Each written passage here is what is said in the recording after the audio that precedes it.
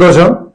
ఈరోజు మిత్రులందరూ జాతి కోసం నిరంతరం ఏదో సమస్య వచ్చినప్పుడు కాకుండా జాతికి నిరంతరం పనిచేస్తున్న ఉద్యమకారులు రావడం ఈ రౌండ్ టేబుల్కి ఒక అందాన్ని ఇచ్చిందని నేను భావిస్తా ఉన్నా. మరీ ముఖ్యంగా రవీంద్ర నాయక్ గారు ఆనాడు మనకు ఏదైతే తెలంగాణ ప్రాంతంలో లంబాడీలు, బంజారులు, ఆ గిరిజనులకు సంబంధించిన హక్కులు రావడానికి మూల పురుషుడైనటువంటి రవీంద్ర నాయక్ గారు రావడం మనందరి అదృష్టం. సోదరుడు సభాధ్యక్షులు హుసేన్ నాయక్ గారు మొట్టమొదటిసారి అధ్యక్షుడు అయి తన ప్రయత్నంగా ఈ జాతి మీద జరుగుతున్న దాడి, ఈ జాతి మీద జరుగుతున్నటువంటి అవమానాలు, కుట్రలు ఏదైతే ఉండేదో దాన్ని బహిర్గతం చేయాలి, సంఘాన్ని ఇండివిజువల్ కాకుండా అన్ని సంఘాలను ఒకే వేదిక మీదకి మన అభిప్రాయాన్ని పంచుకుంటే బాగుంటుందని ఒక మంచి ఆలోచన చేసిన మిత్రుడు హుసేన్ నాయక్ మీ అందరి తరఫున, నా తరఫున ప్రత్యేకమైనటువంటి శుభాకాంక్షలు, ధన్యవాదాలు కూడా తెలియజేస్తా ఉన్నా. మిత్రులారా, ఇప్పుడే గౌరవ రవీంద్ర నాయక్ గారు మనకు చెప్పినారు, చాలా మందికి అటు కోయ గోళ్ళకు కూడా మనం పట్ల ఒక రకమైనటువంటి భావం ఉన్నది. ఈ మధ్యకాలంలో కేసులు వేసుకుంటా పోతున్నారు, హైకోర్టులో ఓడిపోయినారు, తర్వాత సుప్రీంకోర్టుకు పోయినారు. అందులో తెల్ల వెంకట్రావు గారు, సోయం బాబురావు గారితో పాటు ఇంకో ఇద్దరు. సరే, తెల్ల వెంకట్రావు గారు భద్రాచలం శాసనసభ్యులుగా ప్రస్తుతం ఉన్నటువంటి విషయం మనకందరికి తెలుసు. సరే, అందరూ ఏదో రకమైనటువంటి పార్టీలు ఉండాలి, కానీ ఈ గిరిజన జాతుల మధ్యన పంచాయతీ పెట్టే పద్ధతుల్లో తెగల మధ్యన చిచ్చు పెట్టి లబ్ధి పొందాలనే పద్ధతుల్లో అడుగు వేయడమే చాలా బాధాకరం. గౌరవనీయులు ఐజీ జగన్నాథరావు గారిని వేదిక మీద రావాల్సిందిగా ఆహ్వానిస్తున్నాం. అదే మాదిరిగా ఆర్టీఐ కమిషనర్ శంకర్ గారిని కూడా వేదిక మీద రావాల్సిందిగా ఆహ్వానిస్తున్నాం. సార్ ఇట్లండి సార్, ఒక దేశాన్ని మన మీద విషయాన్ని వెదజల్లడానికి కుట్రపూరితంగా వ్యవహరిస్తున్న వ్యక్తులకు వారికి నేను చెప్పే చాలా కీలకమైనటువంటి విషయాలను గమనించాల్సిన వ్యక్తం చేస్తా ఉన్నాను. వాస్తవానికి తెలంగాణ రాకముందు, ఉమ్మడి ఆంధ్రప్రదేశ్ ఏర్పడక ముందు ఇది హైదరాబాద్ రాష్ట్రం. హైదరాబాద్ రాష్ట్రం సపరేటు, బ్రిటిష్ కింద ఉన్నటువంటి భారతదేశం సపరేటు. భారతదేశం బ్రిటిష్ కింద ఉన్న భారతదేశము, ఆంధ్రప్రదేశ్ కూడా మద్రాస్ ప్రెసిడెన్సీ కింద ఉన్నటువంటి పరిస్థితి మనకందరికి తెలుసు. ఒక తెలంగాణ ఏదైతే హైదరాబాద్ రాష్ట్రం నిజాం కింద ఉన్నటువంటి పరిస్థితి. కానీ చాలా మందికి ఒక ముఖ్యమైనటువంటి విషయం, మన జాతి ప్రజలకు కూడా తెలియాల్సిన విషయం ఏంటంటే, గతంలో కూడా ఈ రకమైనటువంటి కుట్రలు చేసి, గొడవలు చేసి, ఆస్తి ప్రాణ నష్టము, ఆఖరికి గురుకులాల్లో చదివే విద్యార్థులకు, ఆశ్రమ స్కూల్లో చదివే టీచర్లకు నిర్బంధాలు చేసి లంబాడీలను ఇబ్బంది పెట్టి మనం చూసినాం. చాలా ఓపికతోటి, సహనంతో వాళ్ళకు తెలియదు ఎవరు రెచ్చగొడుతున్నారు, రాజకీయ లబ్ధి కోసం చేస్తున్నటువంటి ప్రయత్నం అని మనం చాలా పెద్ద మనసుతో మనం ఆ రోజు అప్పీల్ చేసినాం. ఈ పోరాటం, ఈ గొడవలు సృష్టిస్తున్నారంటే మనకి ఏదో పెద్ద ప్రమాదం రాబోతుందని మనకు ఆనాడు మనం పిలుపునిచ్చినాం. అన్ని జిల్లాల్లో కూడా తిరిగినాం, కార్యక్రమాలు కూడా చేసినాం, సరూర్ నగర్ మీటింగ్ పెట్టుకున్నాం, కొత్తగూడెం ర్యాలీలు చేసినాం, ఆదిలాబాద్ ర్యాలీ చేసినాం, అన్ని జిల్లాలో చేసినాం. అయితే అసలు మనము నిజాం కింద ఉన్నప్పుడు లంబాడీల రిజర్వేషన్ ఏంది? అప్పుడు లంబాడీలు ఏ సెక్షన్ కింద ఉన్నారు? నిజాం కింద ఉన్నటువంటి రాష్ట్రంలో లంబాడీలు ఏ సెక్షన్లో ఉన్నారు? అయితే మీకు 1931, 1941 సెన్సెస్ ఒకసారి మనం గమనించాలి. ఆ సెన్సెసే ఇప్పుడు మీకు చూపిస్తానికి ప్రయత్నం చేస్తున్నా. ఇది 1931, 41 జనాభా లెక్కలు, నిజాం రాష్ట్రం కింద ఉన్నటువంటి జనాభా లెక్కలు. ఇవి నిజాం రాష్ట్రం కింద జనాభా లెక్కలు ఉంటే ఇందులో population of the selected tribes 13 తెగలకు గిరిజన తెగలుగా ఆనాడు నిజాం రాష్ట్రం, నిజాం ప్రభుత్వం 13 తెగలను గిరిజన తెగలుగా గుర్తించి వాళ్ళ జనాభా లెక్కలను కూడా పొందుపరిచినటువంటి విషయాన్ని ఈ సందర్భంగా కొంచెం జూమ్ చేస్తే ఇంకా మంచిది తమ్మి మనం తెలవాలి. 13 తెగల్లో 13 తెగల్లో అందు, బిల్, చెంచు, ఎర్ప్ల, గవారి, గోండ్, హిల్ రెడ్డిస్, కోలాం, కోలి, కోయ, 11వ నెంబరు లంబాడా ఆర్ బంజారా, 12వ నెంబర్ పర్దే, 13వ నెంబర్ పర్దా. ఈ 13 తెగలకు సంబంధించిన జనాభా లెక్కల్లో ట్రైబ్స్ అనే నిజాం రాష్ట్రం అప్పుడు ఇచ్చినటువంటి జనాభా లెక్కలు మీ ముందు ప్రయత్నం చేస్తున్నా. దీంట్లో 1931లో మన జనాభా నిజాం రాష్ట్రం కింద 3,456,000 3,456,000. 41లో 4,04,614. ఇది అప్పుడున్నటువంటి పరిస్థితి. నిజాం రాష్ట్రంలో అంటే తెలంగాణ ఇప్పుడున్నటువంటి తెలంగాణ రాష్ట్రంలో లంబాడా బంజారాలు ట్రైబల్ గా క్లియర్ గా ఆనాటి జనాభా లెక్కల్లో ఉన్నాయన్నమాట వాస్తవాన్ని ఈ సందర్భంగా మీకు చెప్పదలుచుకున్నా. అప్పటి నుంచే కదా ప్రారంభమైంది. తర్వాత ఏం జరుగుతుంది? ఈ సంక్షేమం, ఈ ట్రైబల్ సంబంధించిన సంక్షేమం కోసం నిజాం రాజు హాస్టల్స్, ట్రైనింగ్ సెంటర్స్ బంజారాల కోసం సపరేట్గా పెట్టినాడు. అందులో చదువుకున్నదే రవీంద్ర నాయక్ గారు. ములుగులో ఒకటి, సిరోల్ కాంపల్లిలో ఇప్పటికి కూడా పాఠశాలలు ట్రైనింగ్ క్లాసులు ఉన్నాయి. బంజారా దుబతనం తొరూరు కాడ బంజార్లకు 40 స్కూళ్ళు, కోయలకు 30, గోండ్లకు 20. ఈ పాఠశాలలు నిజాం రాష్ట్రం ట్రైబల్లకు సంబంధించిన సంక్షేమం కింద ఆనాడు స్కూళ్ళను ఏర్పాటు చేసినాడు. ఇది బాలాజీ దాస్ అని వాస్తవానికి మన రిజర్వేషన్ రావడానికి రవీంద్ర నాయక్ గారు స్ఫూర్తిగా ఏదైతే మెడిసిన్ సీట్ అప్లై చేసినప్పుడు ఏదైతే ఎదుర్కొన్నాడో దానికంటే ముందు బాలాజీ దాస్ అప్పుడు మా భాట్ కచ్చగాయతో ఇక ఆయనకు సంబంధించిన భాషకు సంబంధించి ఇక అక్కడి నుంచి స్టార్ట్ అయింది మనకు. ఎందుకు బంజారాలకు సంబంధించిన పాఠశాలను నెలకొల్పాలంటే వీళ్ళకి ఆ బంజారా భాషల్నే పాఠశాలలు ఏర్పాటు చేసి తెలుగు, ఉర్దూ నేర్పాలనేది ఆ స్కూల్లో ముఖ్య ఉద్దేశం ఆనాడు నిజాం ప్రభుత్వం. ఇక ఇది దానికి సంబంధించిన నిజాం ప్రభుత్వం మా పాఠశాలలు ఏర్పాటు చేసినటువంటి ఆనాడు ఇచ్చినటువంటి గెజిట్ ఫర్మానా కావచ్చు. ఇది రెండవది. ఈ మూడవది, ఇది ఎక్కడ మిస్ అయింది మరి? 1956 జనవరి 26 నుంచి రాజ్యాంగం అమలవుతుంది కదా, ఇది ఎక్కడ మిస్ అయింది? 1941 వరకు జనాభా లెక్కల్లో మనం గిరిజనులుగా ఉన్నటువంటి మనము 1956లో ఎట్ట మిస్ అయింది అనేది చాలా ఇంపార్టెంట్. ఇక్కడ తెలవాల్సింది ఏంటంటే 1940లో కొమ్రం భీం చనిపోతాడు, చంపేస్తారు. ఆయన జల్ జంగిల్ జమీన్ ఉద్యమం కోసం పనిచేసినాడు. కొమ్రం భీం చనిపోయిన తర్వాత ఆనాడు నిజాం గవర్నమెంట్ కింద సరే అప్పుడు ఉన్నటువంటి వ్యవస్థ మనకు అందరికి తెలుసు. 42-43లో హైమన్ టాప్ అనే ఒక జర్మన్ ఆంథ్రోపాలజీను అపాయింట్ చేసి అసలు వీళ్ళ డిమాండ్ ఏముంది, వీళ్ళ ఉద్యమం ఏంది, దీనికి సంబంధించిన విషయాల మీద ఒక కమిటీ ఆంథ్రోపాలజిస్ట్ను హైమన్ టాప్ అనే ఆయన్ను అపాయింట్ చేస్తుంది. హైమన్ టాప్ అదే డాప్ ఆరు సైలెంట్. మీరంటే ఇంగ్లీష్ చదివి పోయి నేను తెలుగు చదివిన. హైమన్ డార్క్ అంతేనా? గట్టి పడతానా? గాడ వచ్చింది పంచాయతీ మనకు. ఈ 42-43లో ఆయన మొత్తం ఆయన జోడేఘాట్ ఆ ప్రాంతం తిరుగుతున్నప్పుడు చాలా ముఖ్యమైన విషయాలు గమనించిండు. అందులో జంగిల్ జమీన్ సంబంధించిన చర్చ జరిగినప్పుడు వెలమలకు సంబంధించిన భూములు ఎక్కువ ఉన్నాయి, అక్కడ మన భూములు కూడా కొన్ని ప్రాంతాల్లో ఉన్నటువంటి మాట వాస్తవం అప్పటికే. కానీ ఆయన తెలుసో మరి ఏం చేసిందో ఆ దుర్మార్గుడు చేసిపోయిన పెద్ద నష్టం. 46లో ఒక నివేదికను ఇస్తాడు.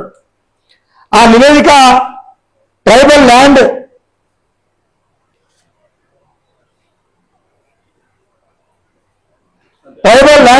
ఎలివేషన్ యాక్ట్ అని ఒకటి 1946లో ఒక యాక్ట్ వస్తుంది. ఆ యాక్ట్ లో లంబాడీల పేరు లేకుండా 12 తెగలకు సంబంధించిన పేర్లు పెట్టేస్తాడు. అప్పటికే స్వాతంత్ర ఉద్యమం వస్తుంది. ఆ చర్చల సందర్భంగా తర్వాత నిజాం కాలంలో మిలిటరీ పాలన 47 ఆ ప్రాంతంలో వచ్చేస్తుంది. 48లో భారత రాజ్యాంగం స్టార్ట్ చేస్తారు. ఇవన్నీ అయ్యేసరికి లాస్ట్ నివేదిక చదువుకున్న వాళ్ళు రాత రాసిన నివేదిక ఏదైనా ఉందంటే ఈ హైమండ్ డార్క్ నివేదిక వాళ్ళ ముందు కనబడుతుంది. దాంట్లో లంబాడీలు అట్లా మిస్ అయ్యి లంబాడీలు ఎక్కడ మిస్ చేసిరు, ఎవరు మిస్ చేసిరు అంటే ఆ ఆంథ్రోపాలజీ హైమండ్ డార్క్ చేసినటువంటి ఆ కమిటీ ఇచ్చినటువంటి నివేదికలో కొమరం భీము హత్య గావించబడ్డ తర్వాత ఏర్పాటు చేసిన భారత రాజ్యాంగం అమలవుతున్న రోజుల్లో దీన్ని ముందు పెట్టేసినారు. మనకు వచ్చిన సమస్య ఏంది, దాని పరిశోధనలో మన వాళ్ళు లేకపోవడము, మన లిపికి మన చదువుకు సరైనటువంటి పద్ధతిలో పట్టు లేకపోవడము. స్వాతంత్ర ఉద్యమం ఒకవైపు వచ్చింది ఆ నివేదిక తర్వాత, మిలిటరీ పోరాటం నిజాం మీద పోరాటం ఒకవైపు వచ్చింది, తదనంతరం ఒకే చోట జరిగింది. దీంతో ఏమైంది, 31లో జనాభా లెక్కలు జరుగుతాయి, 41లో జనాభా లెక్కలు జరిగినప్పుడు లంబాడీలు ఉంటారు ఎస్టీలలో గిరిజనులలో. తర్వాత మిస్ అయినటువంటి పరిస్థితిని మనం ఈ సందర్భంగా చూడొచ్చు. ఆ 56 వచ్చినప్పుడు మనం గిరిజనులే కదా అని చెప్పేసి మనమందరం భావించుకున్నాం, పోయినారు. ఫస్ట్ జనరేషన్ లో జగన్నాథరావు గారు లాంటి వాళ్ళు, రవీంద్రనాయక్ గారు లాంటి వాళ్ళు చదువుకొని సీట్ ఏదో గిరిజనులకు సంబంధించిన సీటు కావాలనుకున్నప్పుడు మేము ఎస్టీల కింద మాకు ఇవ్వండి అని అడిగినప్పుడు మీరు ఎస్టీలు కాదని రిజెక్ట్ చేస్తే అయ్యో మేము ఎస్టీలం కాదా, మేము అట్టే కాకుండా పోతామని జరిపినటువంటి పోరాటమే ఈనాడు మనకు ఏరియా రిస్ట్రిక్షన్ రిమూవల్ యాక్ట్ అని 108 1976 లో వారందరూ చేసినటువంటి పోరాటమే ఒక ఘోరం తొలగించి ఆనాడు క్యాబినెట్ తీర్మానం రవీంద్రనాయక్ గారు చెప్పినట్టు రాష్ట్రపతి ఆమోదము గెజిట్ దేశవ్యాప్తంగా ఉన్నటువంటి అప్పటికే ప్రెసిడెన్షియల్ ఆర్డర్ గా ప్రెసిడెన్షియల్ కింద మద్రాస్ కింద ఉన్నటువంటి ఆంధ్రప్రదేశ్ లో లంబాడీలు ఎస్టీలుగా ఉండి ఉమ్మడి రాష్ట్రంగా ఏర్పడిన తర్వాత తెలంగాణలో లంబాడీలు నిజాంలో ఎస్టీలుగా గిరిజనులుగా ఉన్నటువంటి లంబాడీలకు ఎస్టీలు కాకుండా 20 సంవత్సరాలు ఈ తెలంగాణ ప్రాంతంలో లంబాడీలకు తీవ్ర అన్యాయం జరిగిందనే మాట వాస్తవాన్ని కూడా మనం ఈ సందర్భంగా నొక్కి చెప్పక తప్పదు. ఆ 20 సంవత్సరాల పోరాటం తర్వాత ఏరియా రిస్ట్రిక్షన్ రిమూవల్ యాక్ట్ కింద అది తొలగిస్తే మళ్ళా మనం ఎస్టీలుగా గుర్తించబడ్డాం. అయింది 2003 కూడా ఒక యాక్ట్ జరిగింది. 2003లో కూడా ఒక యాక్ట్ జరిగింది. దాంట్లో కూడా లంబాడీలు, బంజారాలు, సుగాలీలు ఎస్టీలే అని చెప్పేసి ఒక యాక్ట్ జరిగింది 2003లో. 1956లో ఆంధ్రప్రదేశ్లో ఉన్న మాదిరే అడాప్ట్ చేసుకున్నప్పుడు ఆటోమేటిక్గా ఇక్కడ మనం ఉండాలి, కానీ లేదు, అదే రిస్ట్రిక్షన్ యాక్ట్. ఇదంతా పోయి 2014 విభజన చట్టంలో చాలా క్లియర్ గా పొందుపరిచింది. 33 తెగలకు సంబంధించిన తెలంగాణ రాష్ట్రంలో 33 తెగలకు సంబంధించిన ఈ తెగలను 32 తెగలకు సంబంధించిన ఈ తెగలన్నీ కూడా గిరిజన తెగలకు సంబంధించినని భారత పార్లమెంట్ లో తెలంగాణ బిల్లుతో పాటు మన బిల్లును కూడా ఆ రోజు ఆమోదించినటువంటి విషయాన్ని మన సందర్భంగా గుర్తిస్తున్నా. ఇంత పకడ్బందీగా ఉన్న తర్వాత, ఇంత అద్భుతమైనటువంటి ప్రయాణం మన జాతికి ఉన్న తర్వాత మనకు జరిగిన అన్యాయము, ఆ 20 సంవత్సరాలు మనం కోల్పోయిన నష్టము, మనకు జరిగిన అన్యాయము, ఐటీడీఏల ద్వారా వేల కోట్ల రూపాయలు వచ్చినాయి. ఆ 20 సంవత్సరాల కాలంలో ఐటీడీఏల ద్వారా తెలంగాణ ప్రాంతానికి గిరిజనులకు సంబంధించి వేల కోట్ల రూపాయలు వచ్చినాయి. అందులో ఒక్క రూపాయి కూడా లంబాడి బిడ్డ తినలేదు. అప్పుడు ఎమ్మెల్యేలు కూడా మొత్తం వాళ్ళే. అప్పుడు మన వాళ్ళకి ఎమ్మెల్యే అవకాశం లేదు, మంత్రులు వాళ్ళే, అవకాశం లేదు మనకు. కలెక్టర్లు కూడా వాళ్ళే చేశారు. మొత్తం వాళ్ళు చేసి 20 సంవత్సరాలు లంబవాళ్ళు లేనప్పుడు ఎంత గొప్పగా బాగుపడ్డారు. లంబవాళ్ళు వచ్చిన తర్వాత ఇప్పుడే చెడిపోయారో చెప్పాలని సందర్భంగా నేను డిమాండ్ చేస్తున్నా. అప్పుడు మీరు బాగుపడేది మీ చేతులు మొత్తం ఆయుధం ఇచ్చి మొత్తం నడుపుకొని రాజ్యాన్ని నడుపుకొని మీ చేతులు ఆయుధం ఇచ్చినప్పుడు వేల కోట్ల రూపాయల ఆదాయం ఎట్టిపోయింది, మీ ఆదాయం, మీకు ఇచ్చిన ఆదాయం ఎట్టిపోయింది. మీ పదవులు చట్టసభల్లో చట్టాలు చేసేవాళ్ళు మీరే, మంత్రులు మీరే, ఎంపీలు మీరే చేస్తే మా లంబడోలు ఎవరు లేకుండే. మరి అప్పుడున్నటువంటి పరిస్థితుల్లో మీరేం బాగుపడ్డారు, మీరు ఎందుకు బాగుపడలేకపోయారు అనేది నాకున్న ప్రశ్న. ఇంకా మూర్ఖంగా ఏం మాట్లాడుతున్నారు? లంబాడీలు దోచుకో తింటున్నారు, అక్రమం వచ్చు సక్రమం వచ్చు. ఇక రమ్రి ఎవరికైనా అనుమానాలు ఉంటే ఏ వేదిక కంటే ఆ వేదికకు మేము రావడానికి సిద్ధం. మా దగ్గర ఉన్న ఆధారం మేము కొత్తగా సృష్టించిన ఆధారం కాదు. భారత ప్రభుత్వం దగ్గర ఉన్న ఆధారమే, రాష్ట్ర ప్రభుత్వం దగ్గర ఉన్న ఆధారమే మేము తీసుకొచ్చి చూపిస్తాం. మేము గిరిజనులు నిన్నమో వచ్చేది కాదు, 76లో వచ్చింది అసలే కాదు. 1931 జనాభా లెక్కల్లో ఉన్నాం. గిరిజనులుగా మేము లంబాడిలో నిన్న మొన్న వచ్చింది కానే కాదు. మమ్మల్ని అవమానిస్తున్నారు. ఎంత ఘోరంగా అంటే ఈ సమాజం మొత్తం కూడా మొత్తం వాళ్ళ సొమ్ము మీరే దోసుకొదిస్తున్నారట. అంటే ఒక రకమైనటువంటి భయంకరమైన అవమానానికి, అంటే అందరు కలిసి ఉన్నా లంబాడీలు ఎవరైనా కలిస్తే వాళ్ళ సొమ్ము మొత్తం మీరే తింటున్నాడు కదా. దాన్ని ఏం ఫీలింగ్ అనాలో తెలియదు కానీ మనసు చచ్చిపోతుంది, మనసు గాయపడుతుంది. ఈ జాతిలో పుట్టినందుకు అవమానపడుకుంటా మీరు ఇచ్చే అరకొర మొత్తం కూడా ఇవ్వట్లేదు. కష్టపడి చదువుకొని మా టాలెంట్ మీద మేము అడుగులేస్తుంటే మా మీద ఇన్ని కుట్రలు చేస్తానికి మీ వెనకాల నడుపుతున్న శక్తులకు హెచ్చరిక చేయదలుచుకున్నాం. వదిలిపెట్టాం బిడ్డ, వదిలిపెట్టే సవాలే లేదు. పాతాళానికి తొక్కకపోతే లంబాడిల శక్తిని చూపించకపోతే లంబాడి బిడ్డలను బతికి వేస్తే, పుట్టి వేస్తే, భవిష్యత్తులో ఉండడం వేస్తే. ఎందుకు చెప్తాం ఈ మాట? మేము అవమానాలు పడుతున్నాం. ఒకసారి 2 సార్లు ఎవరు చూస్తారు? మీకు ఉత్తరం వచ్చి భూముల మీదకి పోతారు, రిజర్వేషన్ తీశారంటారు. అసలు సుప్రీంకోర్టు కూడా ఏం రైట్స్ ఉన్నాయి? ఆర్టికల్ 342 ప్రకారమే ఈ గెజిట్ ఆమోదం జరిగినప్పుడు తీసేయడానికి సుప్రీంకోర్టుకు హైకోర్టుకు ఏమన్నా పవర్స్ ఉంటాయా? సుప్రీంకోర్టు ఆ కేసు హైకోర్టులో కొట్టేసిన తర్వాత మొత్తం ఇవన్నీ చూడకుండానే ఎట్లా తీసుకుంటారు? అడ్మిట్ తీసుకుంటుంది. అంటే న్యాయ వ్యవస్థ కూడా మమ్మల్ని ఒక అండర్స్ లో పంపించే పద్ధతులు ఉంటే ఎవరు చెప్పుకోవాలి? మేము ఇటు పొలిటికల్ పార్టీస్ మాకు సపోర్ట్ లేకుండా న్యాయ వ్యవస్థలో కూడా మీరు అంటే మేము కోర్టులో ఇంప్లీడ్ కావాలి. ఇంప్లీడ్ కావాలంటే ఇన్ని సంఘాలను మేము కూర్చున్నాం. లక్షల రూపాయలు సుప్రీంకోర్టు ఒకసారి ఢిల్లీ పోయి వస్తే ₹1,00,000 ఖర్చు అవుతుంది. ఎవరు ఎక్కడి నుంచి వస్తుంది? ఇప్పుడే కదా మొట్టమొదటి జనరేషన్ మా జాతి చూస్తున్నటువంటి పరిస్థితి. మేము కాదు అని చెప్పడానికి మీ దగ్గర ఉన్న ఆధారం అంత తూత్పాల్సి ఆధారం. మేము అవుననేది ఆధారం ప్రభుత్వం దగ్గర ఉంది. ఈ ప్రభుత్వాలకు కూడా నేను డిమాండ్ చేస్తున్నా, రిక్వెస్ట్ చేస్తున్నా. ఇప్పుడున్న కాంగ్రెస్ పార్టీ ప్రభుత్వం రేవంత్ రెడ్డి గారికి ఈ ప్రభుత్వం చాలా క్లియర్ గా లంబాడీలు గిరిజనులే అని చెప్పడానికి మీకు ఎంత సమయం కావాలో చెప్పండి. అవునా కాదా మీరు తేల్చి చెప్పండి. మేమేం బాధపడం. అయితే ఆ ఒడ్డు లేదా ఈ ఒడ్డు చాదైతే కొట్లాడతాం, కాదంటే ఊకుంటాం. కానీ ఊకే ఇక ఈ పెనుగులాట వద్దు మాకు. ఇక అయితేనేమో చెప్పేది మీరు కాదు పోయి ఉండ్రి మీరు జనరల్లో పోరంటే మేము మా శక్తి మేరకు మేము ఎట్లా పోరాటం చేయాలో చేసుకుంటాం. ఎస్ మీరు ఎస్టీలే గిరిజనులు అంటే మమ్మల్ని మీ సమానంగా గౌరవించండి.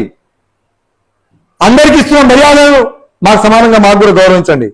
ఈ రాష్ట్రంలో మా జనాభా 40 లక్షల మంది గిరిజన జనాభా ఉంటే ఆ జనాభా లెక్కలు కూడా మీ ముందు పెట్టడానికి ప్రయత్నం చేస్తా.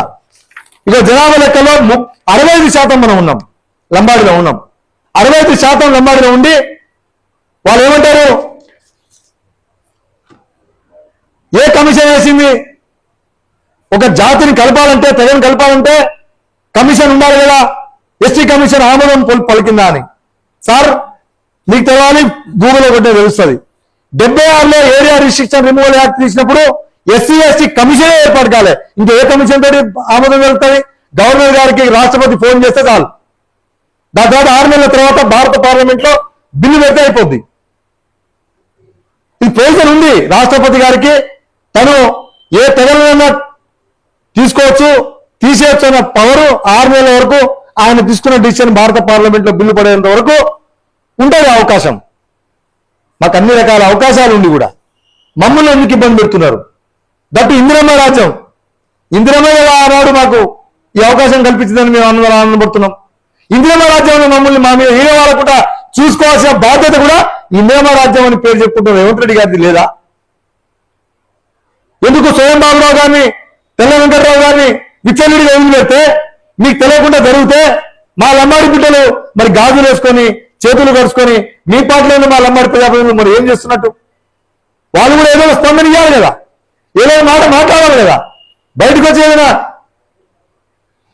ఏదో ఒక విషయం చెప్పాలి కదా.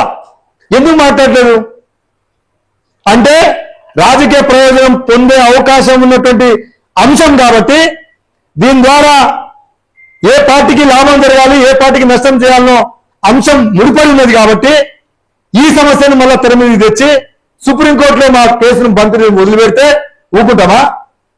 ఊకునే ముచ్చటే లేదు. మా సంఘాలందరికీ నా రిక్వెస్ట్, జల్లికట్టు ఉద్యమంలో సుప్రీంకోర్టు తీర్పు వ్యతిరేకంగా వస్తే లక్షల మంది రోడ్డెక్కిరు, సెలబ్రిటీస్ రాజకీయ నాయకులు అందరూ వచ్చేసారు. జల్లికట్టు ఉద్యమం నిర్వహించొద్దని చెప్పేసి సుప్రీంకోర్టు తీర్పిస్తే మీరు ఎట్టడే జల్లికట్టు ఉద్యమం మీద వ్యతిరేకంగా తీర్పిస్తారని రోడ్డెక్కే ప్రజలు సుప్రీంకోర్టు మేము దీన్ని మళ్ళా పరిశీలిస్తాం, జల్లికట్టు ఉద్యమం జాగ్రత్త చేసుకోండి అని చెప్పి సుప్రీంకోర్టుకి దిగి వచ్చినటువంటి పరిస్థితి. ఇది ప్రజా చైతన్యం. ఒకవైపు ప్రజా చైతన్యం, రెండో వైపు న్యాయ పోరాటం. ఈ ప్రజా చైతన్యాన్ని మనం తీసుకురాకపోతే అన్ని రాజకీయ పార్టీలు మనతో ఆడుకుంటాయి. తెలంగాణ రాష్ట్రంలో అత్యధిక కమ్యూనిటీలో ఒకటి ముస్లిం, రెండు ముదిరాజు, మూడోది లంబాడి బిడ్డలు. ఈ రాష్ట్రం మొత్తంలో మొన్న చేసినటువంటి కులగణనలో మనకు వచ్చినటువంటి రిపోర్టు మూడో స్థానంలో లంబాడీలు ఉండేసరికి భవిష్యత్తు లంబాడీలు ఇంటి పేరే నాయకు ఇప్పుడున్న సిచ్యువేషన్ ఉండదు. ఈ రాష్ట్రాన్ని భవిష్యత్తు ఏలటోలో లంబాడీలు అనే ఒక భయం పాలకవర్గాలకు ఉండొచ్చు, పార్టీలకు ఉండొచ్చు. ఆ భయంతో మన మధ్యన పంచాయతీ పెడుతున్నారు.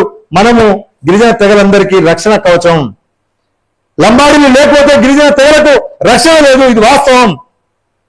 మనం మిగతా 32 తెగలకు రక్షణ కవచంగా ఉండాల్సిన మనం అందుకని ఓపికతో ఉన్నాం. ఈ తెగల మధ్యన పంచాయతీ పెట్టి లాభం పడాలని రాజకీయం చేస్తున్న ప్రతి ఒక్కరికి ఈ సందర్భంగా మనం హెచ్చరించక తప్పదు. ఒక ఉమ్మడిగా ఒక జేఏసీని ఒక న్యూట్రల్ పర్సన్ పెట్టుకొని అవసరమైతే జిల్లాలు మొత్తం బస్ యాత్రలు చేసుకుంటా, చలో హైదరాబాద్ ప్రదర్శన చేసుకుంటా. ఒకవైపు ఈ ప్రజా చైతన్యం, ఇంకోవైపు న్యాయ పోరాటం. దీనికి మీ యొక్క అభిప్రాయాన్ని, మీ యొక్క ఆలోచనను, మీ యొక్క భాగస్వామ్యాన్ని మనస్ఫూర్తిగానే ఇస్తారని, దీనికి సంబంధించిన ఏ రకమైనటువంటి అంశాలు వచ్చినా భవిష్యత్తులో మనందరం కలిసి ఇదే పద్ధతుల్లో ఎదుర్కోవడానికి జాగ్రత్తగా ఉండాలని ముఖ్యమంత్రి గారు కూడా నేను విజ్ఞప్తి చేస్తున్నా. దయచేసి వాళ్ళను పార్టీ పరమైనటువంటి చర్యలు ఏమన్నా తీసుకోవాల్సిందిగా మేము డిమాండ్ చేస్తున్నాం. గిరిజన తెగల మధ్యన పంచాయతీ పెడితే మళ్ళీ ఆస్తి నష్టం, ప్రాణ నష్టం ఈ జాతర మధ్యన జరిగితే పూర్తి బాధ్యత ఈ రాష్ట్ర కేంద్ర ప్రభుత్వాలని ఈ సందర్భంగా హెచ్చరిస్తూ, ఈ సమావేశంలో మనకు సంబంధించిన గొప్ప విషయాలు ఏమైనా ఉంటే మన ఈ జాతి ప్రజలకు, మన తెగలకు సంబంధించిన తోటి సోదరులకు కూడా చెప్పాలి. దీంట్లో ఇంకొక ముఖ్యమైన విషయాన్ని కూడా నేను ఈ సందర్భంగా చెప్పగలుగుతా, దాచుకోవాలనుకుంటున్నా, కానీ తప్పట్లేదు. చెప్పకపోతే కూడా నష్టం జరుగుతుంది. లోకూర్ కమిషన్ ఒక అద్భుతమైన నివేదిక ఇచ్చింది 1969లో. లోకూర్ కమిషన్ నివేదిక ఇచ్చినప్పుడు రాజ్ గోండ్ అనేటోళ్ళు ఎస్టీలు ఈ దేశంలో ఎక్కడ కూడా లేరు, ఒక తెలంగాణ రాష్ట్రంలో ఆంధ్రప్రదేశ్లో తప్ప. ఆ రాజ్ గోండ్కి సంబంధించిన స్వయం బాబురావు అనే వ్యక్తి రాజ్గోండు ఏ రాష్ట్రంలో ఎస్టీలు ఉన్నదో చెప్పండి. మేము లంబాడిలో 4-5 రాష్ట్రాల్లో ఎస్టీలు ఉన్నట్టు మేము చూపిస్తాం. ఇంకో విషయం చెప్పాలి నేను, ఎంత దుర్మార్గం అంటే ఈ గిరిజన తెగల మధ్యన అసమానతలు ఉన్న వాటి వాస్తవం నేను ఒప్పుకుంటున్నా. దీంట్లో ఎక్కువ తెలుగు వాడు ఎక్కువ తినవచ్చు, తెలుగు తక్కువ పాపం వెనకబడవచ్చు. అది మా తమ్ముడు అన్నైనా, నేనైనా, మా తమ్ముడైనా. నేను తెలుగు వాళ్ళని, నేను బీటెక్ చేసిన, మా తమ్ముడు తెలుగు తక్కువ, చదువు రాదు, జ్ఞానం లేదు, వాడు 10th పాస్ వ్యవసాయం చేస్తుండు. వాడు ఆగమైతే నేను చూస్తూ ఊరుకోను, వాడిని కూడా బయటికి తీసుకురావాలని చూస్తా. ఇది మా నేచర్, ఇది మా కమ్యూనిటీ నేచర్. మా శివలాల్ మహారాజ్ చెప్పిండు, బుక్కేది రైతేనే దానిగాలో తరిచేది పాణి దేవుడు. మా శివలాల్ మహారాజ్ ఆగదేవునికి అన్నం పెట్టమన్నాడు, దూపైతే నీళ్ళు ఇవ్వమన్నాడు. ఈ లెక్కలు కూడా చూస్తే, ఈ గిరిజన తెగలకు సంబంధించిన 40 లక్షల మంది లెక్కలు చూస్తే అత్యధికంగా ఉద్యోగాలు పొందుతున్న కమ్యూనిటీ మన తెగల్లో ఎరకల కమ్యూనిటీ నెంబర్ 1 స్థానంలో ఉంది. ఎరకల కమ్యూనిటీ. నెంబర్ 2 గోల్డ్ ఉన్నారు. నెంబర్ 3 లంబాడీలు ఉన్నారు. మన జనాభా దావాంశ ప్రకారం లేవు ఉద్యోగాల్లో. మరి మనమే ఎందుకు ఎక్కువ కనబడుతుంటే మనం 30 లక్షల మంది మొత్తం కలిపిన 10 లక్షల మంది. ఈ 30 లక్షల మందికి సరిపడే ఉద్యోగాలు ఈ రాష్ట్ర ప్రభుత్వంలో లేవు అనేది మీకు చాలా స్పష్టంగా చెప్పదలుచుకున్నా. ఇంకొక చాలా ముఖ్యమైన విషయం, తోట్లు పరదాళ్ళు నాయకుల సొమ్ము మొత్తం కూడా రాజగోండ్లు తింటున్న మాట వాస్తవం కాదా, ఎక్కడికంటే అక్కడికి నేను చర్చకు రెడీ, అన్ని ఆధారాలతో సహా తీసుకొస్తా. అదే గోడుగూడెంలో కూర్చున్నామా, నాయకగూడెంలో కూర్చున్నాం తెలుసుకుందాం. ఇప్పటికి కూడా వాళ్ళని అన్యాయం చేసి తోటలను నాయకులను పరదాలను అన్యాయం చేసి వాళ్ళ సొమ్ము మొత్తం కూడా వాళ్ళకి రావాల్సిన వాటా మొత్తం కూడా వాళ్ళు లాక్కొని తింటుంటే వాళ్ళ మీద వాళ్ళకి అన్యాయం చేస్తున్న వాళ్ళ గురించి ఒక్కనాడని మాట్లాడని మీరు. నేను ఆనాడే చెప్పిన, ఈ పంచాయతీ వస్తున్నప్పుడు, ఈ పెద్ద పంచాయతీ పెడుతున్న కుట్రదారులను మనం గమనించండి, మనకు పెద్ద ప్రమాదం రాబోతుందని. ఆ ప్రమాదం ఏంది? జియో నెంబర్ 3. ఇంకోసారి గొడవ వచ్చింది, ఇంకోసారి పంచాయతీ వస్తుంది. ఈ పంచాయతీ రావడానికి ఇంకో పెద్ద ప్రమాదం ఈ గిరిజన తెగలు రాబోతుంది. అదేందో మనం పసిగట్టకపోతే ఈ తెగల మధ్యన పంచాయతీ క్రియేట్ చేసి వాళ్ళు లాభం చేసుకొని ఒకవైపు కగారు పేరు మీద మొత్తం ఆదివాసులను ప్రాణాలను మొత్తం నష్టం చేస్తుంటే దాని మీద మాట్లాడని వీళ్ళు, మొత్తం మన సంపదను దోచుకొని పోతుంటే మాట్లాడని వీళ్ళు, ఏజెన్సీ ప్రాంతంలో మనకు రావాల్సిన వాటా మీద మాట్లాడని వీళ్ళు, లంబాడిని మొత్తం దోచుకుంటున్నట్టుగా ఒక ప్రారంభం చేసి ఎవరో వేసినటువంటి క్లచ్ లో వీళ్ళు పడి మనందరినీ కన్ఫ్యూజన్ లో పెట్టి ఇండస్ట్రీలో పంపించే ప్రయత్నం కుట్ర చేస్తున్న వాళ్లకు హెచ్చరించక తప్పదు. ఇది మాత్రం మానుకోండి.